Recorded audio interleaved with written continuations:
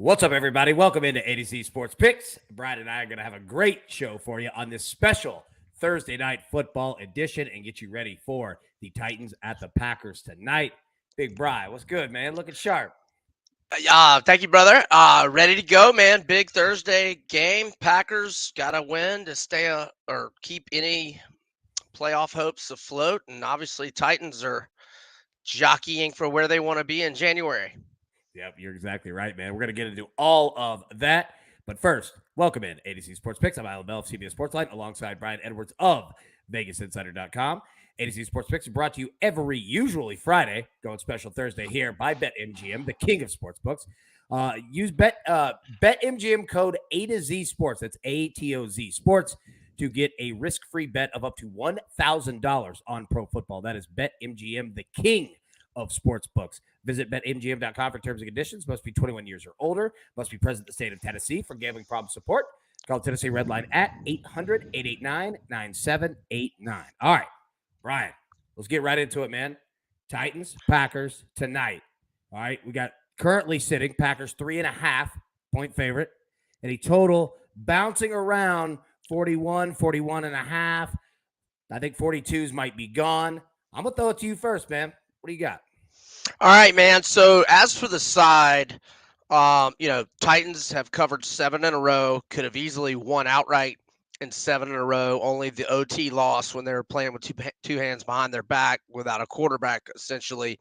Titans are playing great ball. I mean, had a horrible first half last week, but that anemic Denver offense didn't take advantage, and then they just shut Denver down in the second half and, get enough offense. I mean, in their last 4 games, they've scored 19, 17, 17, and 17.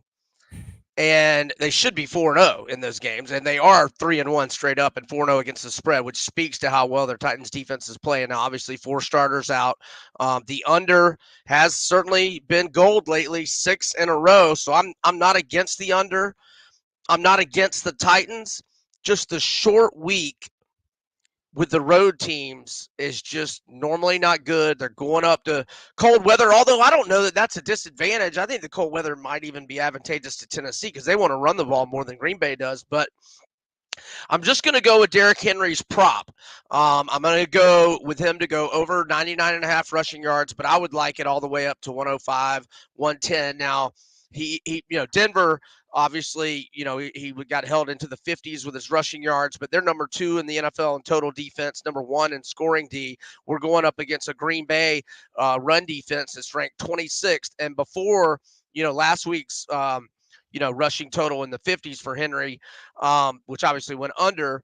The 5 games before that, he had 115, 219, 128, 102, and 114. And a couple of those were with Malik Willis, where they just knew he was going to run the ball, but they couldn't stop it anyway. The Packers aren't good against the run. So I'm going to go Derrick Henry's rushing yards over. Now, I am going to do this, or at least be looking for this live. I would love to get Tennessee if Green Bay scores or gets a lead early. And if I can get Tennessee live at +6 or +7, certainly if I can get them +7 or better, I would definitely jump on that, if an in-game live opportunity presents itself. But right now, just Derrick Henry on the over. Yeah. All right. So first off, I like that. All right. And I don't disagree with anything that you just laid out. I think you're spot on. So, all right, first off, I'm playing the under. I got it at 42. I'll play it again, 41.5. I think you got 2 teams offensively that run a ton of clock, churn a lot of clock, aren't afraid to use field goal kickers, although, Tennessee is going to be without Randy Bullock tonight. They're going to go with your boy, Josh Lambo, all right, Urban Meyer's guy. But that being said, look, I'm going to say one thing, and there's 2 ways to look at it. The Titans are an extremely banged up team, especially defensively. Their offense doesn't score a lot of points, but they just keep doing it. And Mike Vrabel, I don't know if there's a coach in the NFL that does more with less. And I don't say less as like a slight against the Titans. I'm just saying, like, everyone understands the offensive limitations with the team, wide receivers, whatever, offensive line. That's what I'm saying. It's impossible to fade Mike Vrabel in these games. Like, it's impossible. You cannot do it. And let me also say, I don't believe all that much in Green Bay either. I know that they had a good game last week. First time in more than a month. Yeah, like I'm not buying into it. That being said, I say that to say this. There's two ways you could look at that. One, keep riding the Titans. They've given you no reason to jump off the train. None. They keep covering, especially in these games. Prime time, underdog, on the road, bad weather. If you were making a Mike Vrabel pot roast, those are your four ingredients, right? All four of those, right? That being said, I'm also going to say this, and I think anyone who looks at the Titans objectively will also understand what I'm going to say. This team is due for a loss at some point. I'm not saying it's tonight, but it is incredibly difficult to continue winning over and over and over in the NFL, scoring 17 points. It's not sustainable. Exactly. It defies the numbers. Again, I'm not saying I'm going against Tennessee. I'm not. I'm riding the under with you. And there's some props that I'm going to give it a second. But at some point, it is going to cost you that you're only scoring 17 or fewer points. It's just going to happen, right? And I don't know if that's tonight. I don't know when. But it's something to be cognizant of looking at it from a betting perspective. Now, prop-wise, I feel you on Derrick Henry, right? Absolutely. Both teams are going to run the ball a lot. I think Mason Crosby for Green Bay, field goals over 1.5 is definitely in play. Josh Lambo, I mean, he could do it. Did his lawsuit get thrown out this week? Didn't I see that on the tape the other day? It did. Well, now he's getting paid again, so good. Yeah. I have faith in him. He's a good kicker. And especially he's motivated. I don't know how much the Titans would use him.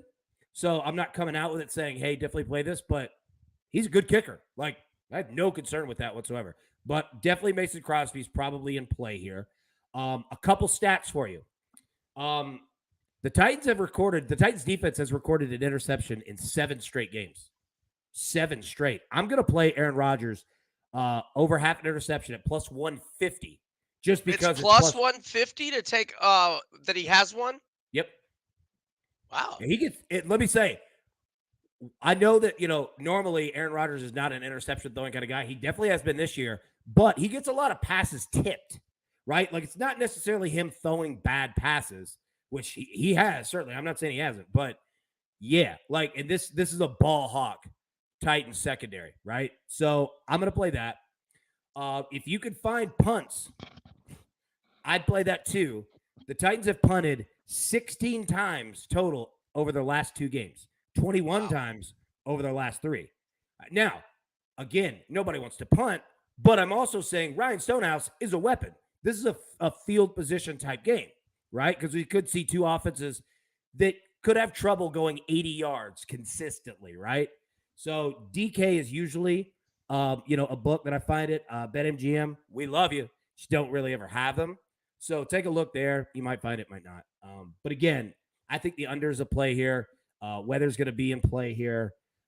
This is a tough game because there are a lot of game scripts that this thing could go in, and it could make you look stupid as a bettor.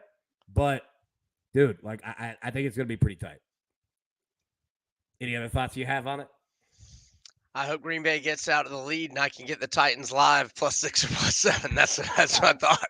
But other than that, go Derrick Henry, go. Give him 30 touches, please. I'm fascinated with that part too, especially first quarter, first half. Because did you say? I know you weren't against it. Did you say you're on over as well, or no? I'm on the under. Oh, on Derrick Henry? No. I mean, I'm sorry. I meant Henry's specific rushing yards problem. No play for me. Gotcha. Let me say, I'll never fade him. It's either Derrick Henry over or nothing. You know what I mean? Right. There's no chance that I'd ever fade the guy, right? Because he could do that in one quarter. But yeah, man, I think the under is the play. I think it's gonna be a pretty tight game. All right, now speaking of something that's on the over, your boys at Omaha Steaks, they love you, Brian. Look, I love them. them. In the air. What did you say? I love them. Follows in the air, and that means fall grilling with cookouts, tailgate parties, and so much more. Luckily, The flavor experts at Omaha Steaks have made it easy to savor all the flavors of fall with their mouth-watering assortments of perfectly aged steaks, ultra juicy burgers, and easy to prepare comfort meals that are ready in a flash. Now is the perfect time to load up on all this incredible flavor and take advantage of 50% off site-wide by shopping their friends and family sale. Go to omahasteaks.com and use our promo code A to Z, that's ATOZ, at checkout to get $30 off your order. Don't wait. Go to omahasteaks.com and stock up today. Omaha Steaks isn't just steak, it's the best steak of your life, Brian. Guaranteed. And don't forget to score that extra $30 off your order when you use A to Z at checkout. Omaha Steaks, perfect. Those chilly and busy fall nights, you won't come close to getting this kind of quality at the grocery store. Visit omahasteaks.com, promo code A to Z at checkout. Minimum order may be required. All right. Now, Brian, another question I have for you, because that's not a question at all. Omaha Steaks, one, taking care, putting this show together, so we appreciate them, and their food is absolutely delicious. I need more of those apple tartlets. But here's the question for you. Right. Okay? College football. All right, we're going to get back to the NFL in a minute. College football. And we're going to wait on Tennessee as well, because we've got a lot coming on that game. But I want to know your best bets across the college football slate, week 12. What do you got? All right, I'm going to go with Boston College plus 21. So Notre Dame has been a double-digit favorite. They're at Notre Dame, by the way. Notre Dame's been a double-digit favorite 5 times this year, 0-5 against the spread. Favored by 17 last week. They beat Navy by 3.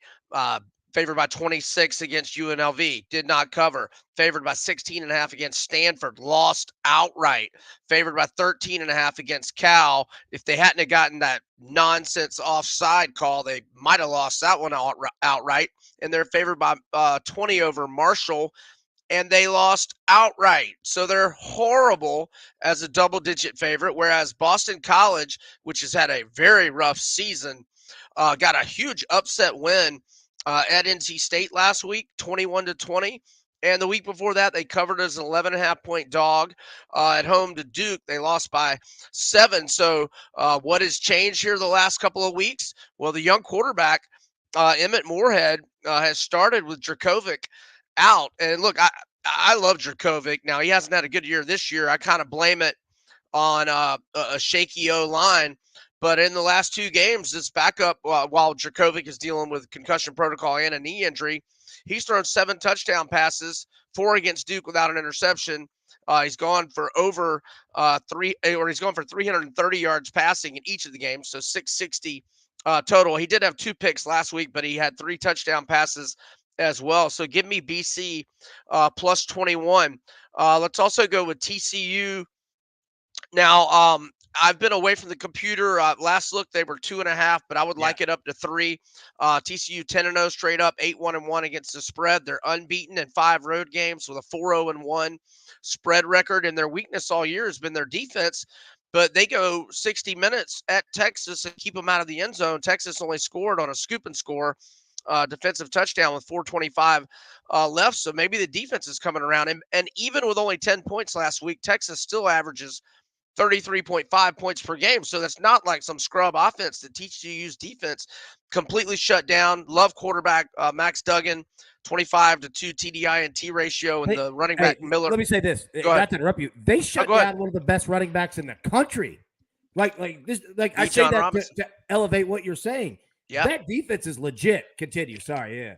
No, you're fine. Absolutely. And Miller, the running back, man, he's just having a hell of a year. 1,148 rushing yards, 13 touchdowns, 6.6 yards per carry average. And Baylor got housed at home by 5 touchdowns against K-State last week. So I like TCU minus 2.5 or 3. Okay, so LSU fell victim to the vintage letdown scenario last week at Arkansas. That was, somewhat that was the easiest underplay that we had last week. That it was free money. Yeah. Especially with KJ out, which we kind of suspected he might be, but we didn't know for sure until before that game, or shortly before the game. But anyhow, UAB on the road this year, 0-4, but straight up and against the spread. They've lost at FAU, Western Kentucky, Rice, and Liberty, and now they're going into Baton Rouge at night. LSU 5-1, both straight up and against the spread in 6 home games. I know they played bad last week, but they won. But I still think it sets up for almost a bounce back type performance. And the last 5 times UAB stepped up in class against Power 5 teams, 0-5, both straight up and against the spread. They've been beaten by an average of 28 points per game. They're also mired in a 1-4 against the spread slump, whether home or away this year. And I got it at 14 early in the week. If your number's 14.5, I'd buy it to 14 just in case. I don't think we're going to need it. I'm okay with it at minus 15. I think LSU rolls UAB. I haven't been playing. I don't think I've played any unders for Troy this year, but they've had a lot of numbers in the low 40s. This is their highest total since October 1st as they're playing ULM at home. I'm going to go under 48. The under is cashed in 5 straight for Troy and 6 of their last 7. The 5 combined scores have been 19, 40, 16, 31, and 37. So all of them at least 8 points under the total we have here. 2 of them didn't even get halfway to 48. Troy's 9th in the nation in scoring defense, giving up only 16.7 points per game, and their games average combined scores of 38 points per game. So last one, Duke plus 7.5 at Pitt. Duke has won 3 in a row. Two by double-digit margins, both on the road at Vatek and at Miami. They're at Pitt. I like them plus 7.5. They've been an underdog 4 times this year, 3-1, both straight up and against the spread. As a dog, the only non-cover and outright loss, they were plus 7 at Kansas. They lost by 8, so they lost to the line by 1 point. Riley Leonard, their QB, 2,113 passing yards, 13-5. TDI and T ratio, and he leads them in rushing yards with 624, 10 touchdowns, 6.2 yards per carry average. Keaton Slovis, not having that great of a year, 6-6 TDI and T ratio. I think we've got the quarterback advantage, and I think we've got the head coaching advantage with Elko, who's not being mentioned like, Sonny Dykes and probably not even getting the love Jim Mora Jr. and Lance Leipold are getting, but nobody in the country's done a better job of coaching than Mike Elko, taking this Duke team that's been really bad the last couple of years, and he's got them sitting there at 7-3. I like Duke plus 7.5. And that's it for college. Not a ton of games, man. I think the lines are really good, and a lot of SEC teams are, playing non-conference and kind of a look ahead to rivalry games. So that's going to do it for me. Nice. I like it. All right. So you just brought up a great point. Now that we're in the college football playoff portion of the season, we have been, for 2 weeks. So it's not like I'm saying this right now, but narratives are real. Okay. And this is what I mean by it. Last week, we spoke on this show saying teams that are ranked, 2 through 8 have one way to impress the committee. Win and win big. Points. That's it. Right? Go back to last week. Let's take a look. Number 2, Ohio State, covered. Number 3, Michigan, covered. Number 4, TCU, covered. Number 5, Tennessee, covered. Number 6, Oregon, lost outright. Number 7, LSU, pushed. Number 8, USC, covered. It played out. They knew. Now, here's the thing. That could work in some games. It's not going to be every single one of them, so I'm not coming out with that. What I am saying is that take a look at how these teams operate, and number 2, the look ahead, like you said, okay? Michigan, Ohio State, they both know what time it is, all right? That being said, take a look at these teams in the first halves, okay? Ohio State, first half. Michigan, first half, all right? Because in the second half of these games, could get a little weird, especially Michigan, Illinois. Might not be a ton of points scored on both sides, but Michigan in the first half, minus 9.5, could be a solid bet, all right? Ohio State could be a solid bet. I'm not worried about Ohio State looking ahead, and I'm not too terribly much about Michigan either, but those 2 teams right there. TCU, minus 2.5. 1,000,000%, dude. 1,000,000%. You give me that number under 3 all day, son. Like TCU, you might even want to look at their team total in the second half because that's where they score their points. Michigan scores all their points in the first half of games, and then they just coast.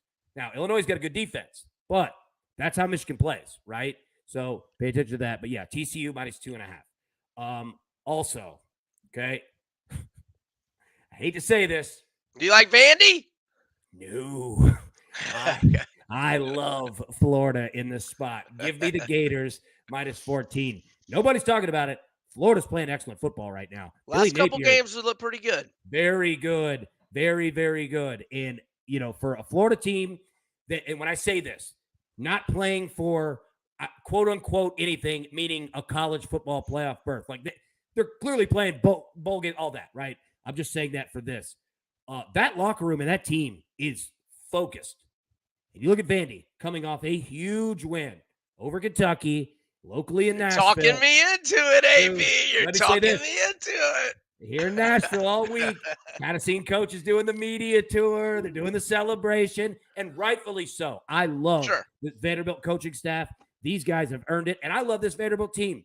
These sons of guns are sawed-off dudes that do not quit, ever. I love everything about them. This is a nightmare matchup for them. If you're giving me Florida 14, buddy, hand it to me. I'll take the Gators all day long. That's my favorite play in college football across the board. I think Florida, let's go. Yeah, I think Florida handles business in this one for sure. You might even want to take Florida first half too. Like I think that they come out. That's what it's probably more than 7 though, right? It's got to be 8, I would think. Or I haven't seen it yet. Probably. I don't see it in front of me, but yeah, like I think if it was Florida, 7, I'd do it for sure. Yeah, I think Florida handles their business. All right, now let's just get to it. Tennessee, South Carolina. Okay, 6:00 Central kick in Columbia, and I'll tell you what, I'll go first on this one. All right, let you follow up. I've made you go first on like all of them. All good, man. All good. Tennessee, we talked about it last week. Wrote a big number. Tennessee, they know what the game plan is. You score, win big. That's it. I mean, that's their plan any week, but now, like, there's nothing else. You go out, you win big, and you keep the foot on the gas pedal. And let me also say this.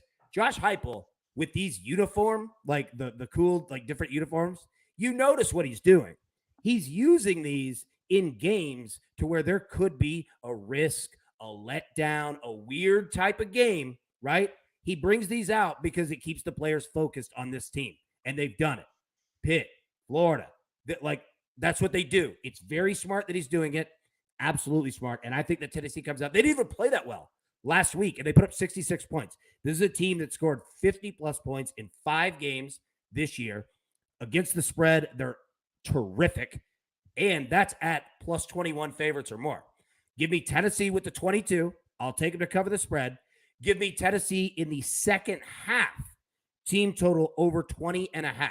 All right? I'm not saying that they have a slow first half. I'm not saying that at all. But South Carolina is a weird team, but they're going to lay down. And South Carolina turns the ball over a lot. You just saw them against Florida, right? Like, you've got a pretty good look at South Carolina. Tennessee will score 3 touchdowns in the second half of the game. Up, down, tied, whatever.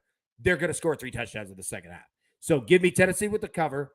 Give me Tennessee second half, team total over 20.5. What do you think? All right, so I write a betting column every week for Gamecock Central, and so I got to pick the South Carolina game in there. I've done pretty good on South Carolina games, but they're not necessarily plays that are a part of my plays, and the fact that Tennessee is looking for style points and whatnot makes me kind of fear this. But my pick in that column was under 66. That was yesterday morning. I'm sorry. Did you say the total? What is the total now? Do you know? Like, yeah, it's the last I saw 66. Yeah. Okay, cool. So 2 of South Carolina's 10 games have had 65 or fewer. Or I'm sorry, only 2 have. I said that completely wrong. Only 2 have had more than 65. So, and then Tennessee on the road, the under is 3-0, and it doesn't sound like Marshawn Lloyd's going to be able to play with South Carolina. He hadn't played the last 2 games, and that is just huge for them because their other running backs just aren't very good, and Lloyd is elite in my opinion, and he helps them in the passing game, not just running the ball. So under 66, but I'm not trying to talk any listeners into playing that because I think it's hard to kind of I don't know how much. It's hard to gauge Tennessee and their points. And not to interrupt you, but I'll say this. No, go ahead. I usually play Tennessee team totals. We did last week on this show, over 37.5. We almost doubled it. All right. Yeah. But it's sitting at 44.5 this week, and I haven't played it. I might But I'm with you. Like, when this could be a Tennessee cover and it's 35-6, right? or Like, 45-8 or It, 9, or I yeah, mean, it could be weird. So I said all that to say I agree with you. I don't disagree at all. Playing the total is tough because you just don't know what you're gonna get. So yeah, keep yeah, going. I just don't think we're going to get enough offense out of South Carolina. So I'll go under 66, but not a huge play. I don't even know that I'll actually even bet it. I got to do it for the column and for our convo. So Well, you know what? It's not a bad play either because honestly, like if South Carolina has no run game, like first that's what Tennessee's defense excels in is stopping the run, and if they turn you into one dimensional, like oh, not that their secondary is great, but it could but get South Carolina can't protect Rattler. They haven't no. protected him all year. No, and that's the thing. And you know, South Carolina already turns the ball over a lot, and it could be even worse this time. And it could lead to a lot of short fields for Tennessee's offense, which would be bad. But that being said, it could be horrific for South Carolina's offense. Like you might not get much output. And if it's big at halftime, Tennessee, they might just lay down. You know what I mean? So yeah, I'm with you on that. All right. Let's get to the last part here. The NFL. All right. We talked about the Titans tonight, but looking around the rest of the league, I'll let you go first. What do you got? All right, I really like the Giants -3 at home. I got burned going in it against the Lions last week. I had the Bears, had a 14-point lead early fourth. It was looking great, and Detroit gets a pick six and a touchdown drive. And then Chicago answers with the long fields run, but they missed the PAT, and then they give up another tutty to Detroit. And because of the missed PAT, Detroit wins. And oh man, that would hurt me last week.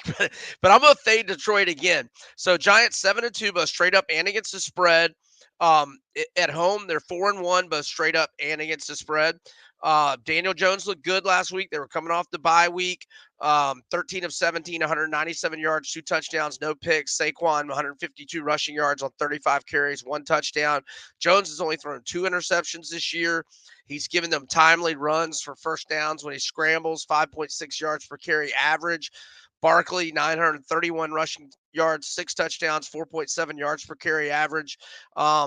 Detroit, 1-3 straight up, 2-2 against the spread on the road, but they got to travel twice in 2 weeks. And, I just don't see them winning back-to-back road games. So give me the G-Men -3. I will also, I haven't seen yet, but I'll also be looking to get on A.J. Brown's prop over. He had his season low performance last week. I think Jalen's going to try to get him involved early. So his receiving yards prop has been in the upper 60s or low 70s. I'll be looking for that again this week. And man, there's a lot of weather and there's a lot of injuries, and that's the only 2 I've committed to. I apologize, but maybe you'll talk me into one. Let's hear what you got, bro. Well, I'll say first off that you brought up a good point. There is bad weather in a lot of places, especially the Northeast. Buffalo game might get moved to Detroit, by the way. So yeah, like that could be craziness, right? So yeah, that's one thing to pay attention to for sure. And I'll give you a perfect example because last night, or I'm sorry, yesterday morning on our show, The Early Edge, okay, I paid attention in Michigan to the local meteorologists, right? Because I want to know the weather. We had a bunch of MAC games in Michigan. Local guy, Central Michigan. Oh, there could be flurries. Could be flurries. Maybe a winter 20% chance, 25. It was I'm guessing. 28 feet of snow as soon as I Right, turned on the game. I was like, saw. dude, all right.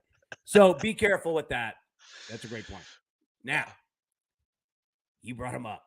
Give me the Philadelphia Eagles -7 in Indianapolis for a couple reasons. One, I like what Jeff Saturday did against the Raiders. Awesome. That's cool. I'll ride you in the first week for the jolt of energy. Second one, problems come back up. All right.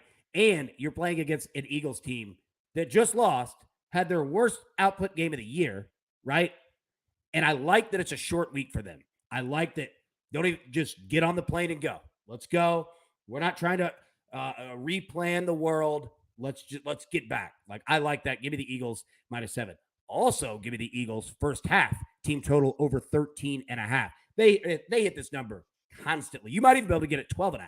They just smash this number over and over and over. We've talked about how they're a first half team, a second quarter team. Take that in the first half. Now, I'm going to say it. The Cowboys are going to smash the Vikings. It's going to happen. It's a tough spot for Minnesota after that thriller last week. Yeah, and look, this is nothing against Minnesota. They're playing excellent ball. Kirk Cousins is playing good ball. I get it. I'm not saying anything negative. The Cowboys, I could tell immediately after the game, the loss of the Packers, and all week, that they immediately realized how big of a loss that was for the team, for their head coach. Like they immediately got it, and they knew. I think that they come out focused. I think they come out pissed off. And I think that they run the damn football, which they should have been doing because it was Pollard. working. I don't know why they went away from Pollard last week. Don't it's either. Ridiculous. Don't either. But I think that they come out and hammer on both sides. I think if you're looking for a Kirk Cousins interception game, I think this is your game, right? And again, doesn't mean anything negative on the Vikings throughout the full year. This is just one game in the season. But I think the Cowboys are going to come out absolutely as focused as possible, and they're a 1.5 point favorite. I will absolutely take that 1.5. Let me add. I do you mind if I cut you off there? I've been doing this Travis Kelce prop here the last few weeks, and it's been really good. So I haven't seen his receiving yards prop yet. If it's 80 or fewer, I love it. So he's got 108, 98, 106, and 81 receiving yards last 4 games, and with Juju out, I don't know what the Kadarius Toney props will be like, and we couldn't trust him to get enough snaps and targets in New York. But it looked like Patrick Holmes was developing a little chemistry with him, and I think Andy Reid likes having a new toy. And Valdez-Scantling is questionable. I'm pretty sure Juju's out. Actually, what I'm looking at says questionable. Hardman's questionable. So I like that. I mean, I don't know what his prop numbers will be. Yeah, for anybody who doesn't follow prop betting weekly, they generally come out Friday afternoon, morning, afternoon, they start to leak out. So that's why on Thursday we don't have the numbers in front of us. So if he's only got 35 receiving, now if it's 60 or something, never mind. But I think it would probably be pretty low, and if it's only in the 30s or something, I think Mahomes and him were starting to click a little bit last week. So maybe just keep an eye on it. I'm not saying for sure because I don't know what the numbers are. Yeah. No, that's a great point. Great point. All right. That's about all the time we have. Brian, any final thoughts that you have? Anything you're seeing over the weekend? St. John's basketball, man, not necessarily tonight because it's around 160, but I've hit a couple of their overs. Keep an eye out for them. They're 3-0 to the over. I know it's a low key game, and I'd be shocked. Those are your moneymakers. I like Troy -6 in college basketball. I go way back with their coach Scott Cross. Used to be at UT Arlington and be a covering machine. They beat FSU the other night, and they're only -6 to Merrimack. And I followed their game with St. John's because I had the over. So once I establish a little familiarity with a team, then I start tracking them. And so I'm not against that. That's like a 5 Central tip off. And NBA, I like Kevin Herter's prop to go over 14.5 points for Sacramento tonight. He's averaging better than 16 points per game, and he's had 19, 17, and 16 in the last 3 games. And he had 22, 26, 27 a couple of weeks ago. You go over 14 on Herter points prop tonight with the Kings and Spurs. Nice. I like it, man. I'm starting to get into these props now. Vegas Insider's making us do prop picks in our pick pack now. Yeah. So I'm getting into them a little more. I love it. Where can we find that article at? Just on VegasInsider.com. Yep. Beautiful. All right. We got to check that out. I love it. Yeah, brother. All right, everybody. Thank you so much for tuning in. Best of luck tonight on your bets for Thursday Night Football and all weekend. We'll be live next week. Normal time, Friday, 2 p.m. Central. But until then, everybody, best of luck. Let's catch these tickets. We'll see you next week. Good luck, everybody.